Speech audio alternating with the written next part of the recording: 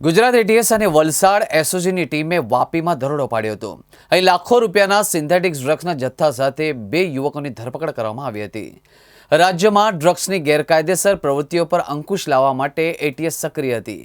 એ દરમિયાન મળેલી બાતમીના આધારે આ કાર્યવાહી કરવામાં આવી હતી. ગુજરાત એટીએસ અને વલસાડ એસઓજીની ટીમે વાપીમાં દરોડો પાડ્યો હતો. અહીં લાખો રૂપિયાના સિન્થેટિક ડ્રગ્સના જથ્થા સાથે 2 યુવકોની ધરપકડ કરવામાં આવી હતી. રાજ્યમાં ડ્રગ્સની ગેરકાયદેસર પ્રવૃત્તિ પર અંકુશ લાવવા માટે એટીએસ સક્રિય હતી. એ દરમિયાન મળેલી બાતમીના આધારે આ કાર્યવાહી કરવામાં આવી હતી. એટીએસને બાતમી મળી કે વલસાડ જિલ્લાના વાપીના પોશ વિસ્તારમાં આવેલા એક બંધ બંગલામાં કેટલાક ઈસમો સિન્થેટિક ડ્રગ્સનો જથ્થો સંગ્રહ કરીને ઓર્ડર મુજબ સપ્લાય કરી રહ્યા છે.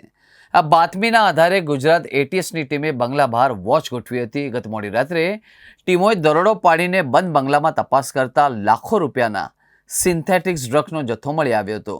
આ સાથે જ 2 યુવકોની પણ ધરપકડ કરવામાં આવી હતી.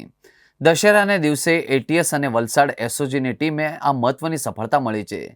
એટીએસ અને વલસાડ એસઓજીની ટીમે મુદ્દામાલ જપ્ત કરીને બંને આરોપીઓની પ્રાથમિક પૂછપરછ શરૂ કરી છે. પકડાયેલું ડ્રગ્સ એમડી હોવાનું અનુમાન છે, જે અહીંથી સપ્લાય થતું હતું. પોલીસ પૂછપરછમાં મોટા નામો ખુલી શકે એવી શક્યતાઓ પણ છે.